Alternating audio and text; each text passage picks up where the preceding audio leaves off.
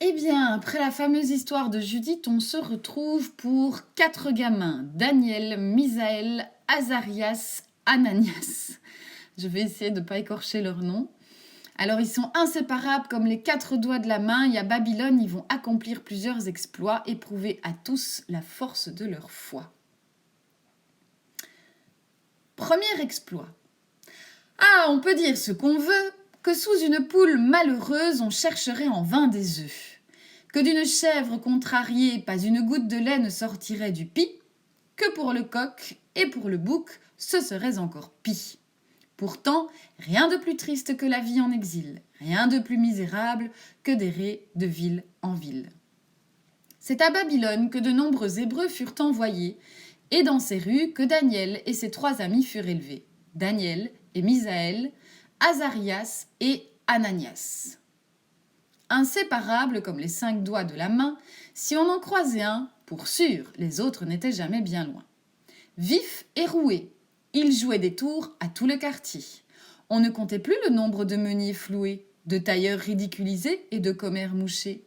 Pourtant, dès que quelqu'un hésitait, qu'une question le taraudait, c'est Daniel et Misaël, Azarias et Ananias qu'on venait trouver, tant leur intelligence était réputée, leur perspicacité louée.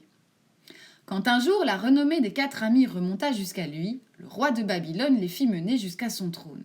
« Regardez cette statue à mes côtés, dit-il d'emblée. Elle mesure 60 coudées, elle est en or de la tête aux pieds. Je veux qu'à genoux vous vous mettiez, que vous soyez prosternés afin de l'adorer. Alors, qu'est-ce que vous attendez ?»« Que nous adorions cette mocheté !» répliquèrent nos 4 amis. « Jamais de la vie, plutôt mourir que de se coucher devant cette camelote, devant ce dieu en toque. » De rage, le roi les condamna au bûcher. Ah, il ne voulait pas s'agenouiller, ah, il ne voulait pas se prosterner.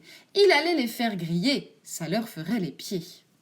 Les gardes se saisirent de nos 4 amis, Daniel et Misaël, Azarias et Ananias. Ils les jetèrent au milieu des flammes jusqu'à ce que dans le ciel s'envolent leurs âmes.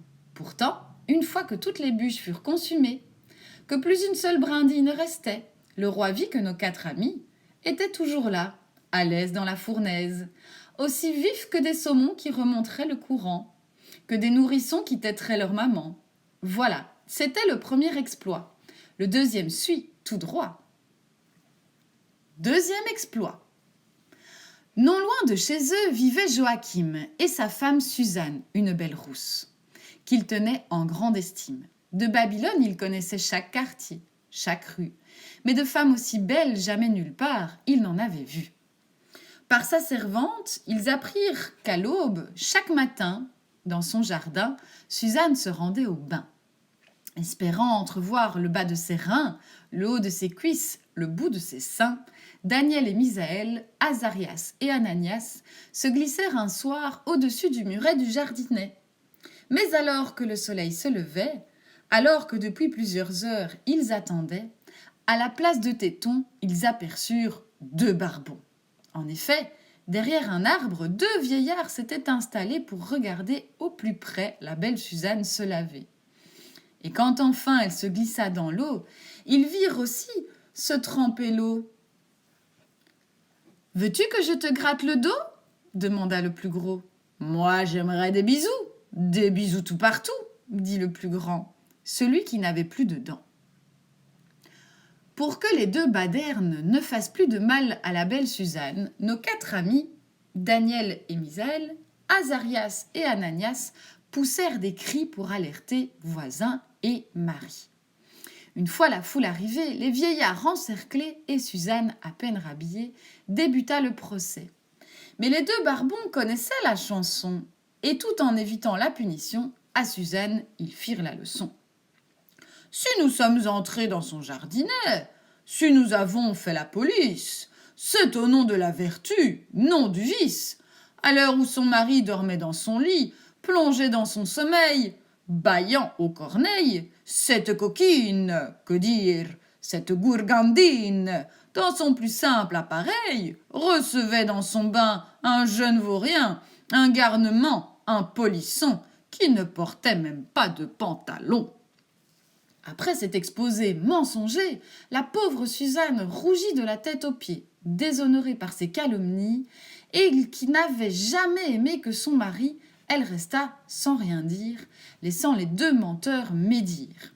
Pour ne pas être sortie du lit pour rien, la foule accorda crédit au dire de ces deux gredins. Et maintenant, bien réveillée, elle se mit à hurler. « La coureuse au poteau, la ribaude en morceaux, qu'on la piétine, cette gredine !» Daniel, n'écoutant que son courage et dissimulant sa rage, de Suzanne vint à la rescousse.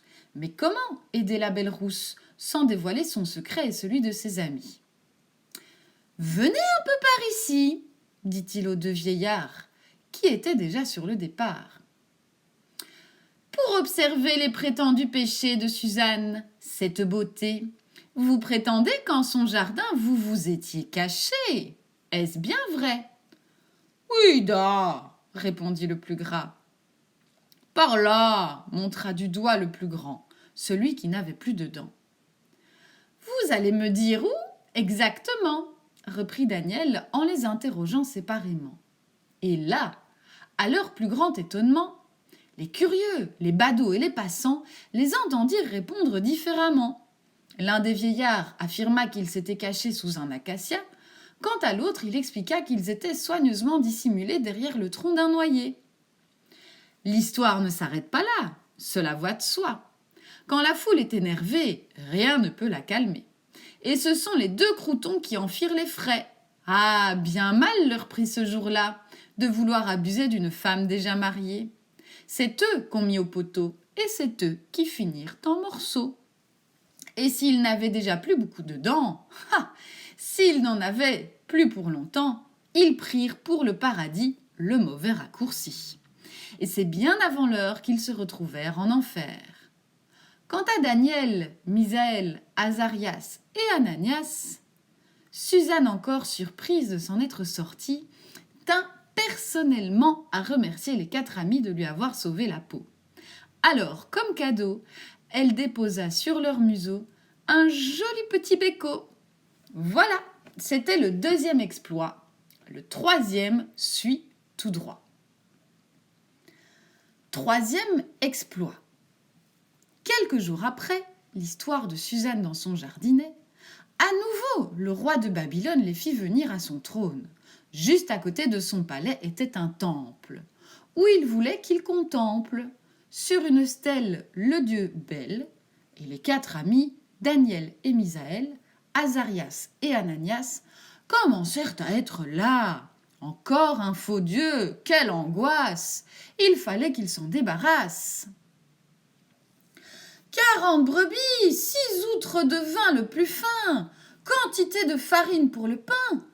Tout ça pour quelqu'un qui n'existe pas. Oh, écoute mes conseils, mon cher roi, ou l'appétit de cette idole te mènera à la ruine, dit Daniel qui avait deviné la combine. Et tu dis qu'une fois les offrandes faites, les portes sont fermées à clé par les prêtres, que plus personne ne peut y rentrer, afin que Bel puisse se goinfrer. 40 brebis à la fois. Oh, il faut un sacré estomac. Quant aux 6 outres de vin, moi, même l'ivrogne du coin, en buvant du soir au matin, n'arriverait pas à tout écluser. Ma main coupée. Il y a dans cette histoire quelqu'un qui te prend pour une poire.